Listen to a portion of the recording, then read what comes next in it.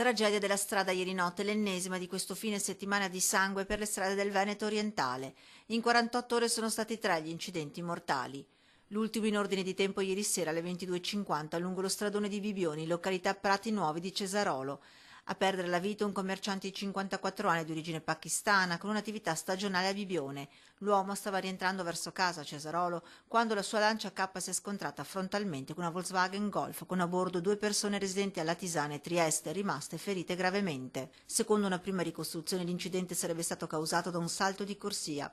Lo scontro è stato violentissimo, la Lancia K speronata sul lato destro e carambolata più volte. A dare l'allarme altri automobilisti che hanno assistito inermi alla tragedia. Un fine settimana di sangue solo nella giornata di sabato 2 gli incidenti mortali che hanno coinvolto 2 giovani. Il primo nel pomeriggio sulla Triestina a Ponte di Tezze dove ha perso la vita un 18enne Lorenzo Carrer, residente a Cessalto nel Trevigiano. L'intera comunità è in lutto. Gravissimo l'amico che era con lui. Lo scooter Yamaha sul quale erano i 2 giovani si è scontrato con l'auto guidata da un 28enne ucraino. Qualche ora più tardi, lungo la 28 tra gli svincoli di Sesto al Reghena e Portogruaro, perdeva la vita Giovanni Laurino, 19 anni. Il giovane stava rientrando a casa a Villanova di Portogruaro dopo aver passato la serata con la sua fidanzata Martina di Sacile. Il giovane avrebbe perso il controllo della sua Peugeot 106 scontrandosi con il guardrail. Sbalzato fuori dall'auto è stato investito da un'auto che stava sopraggiungendo.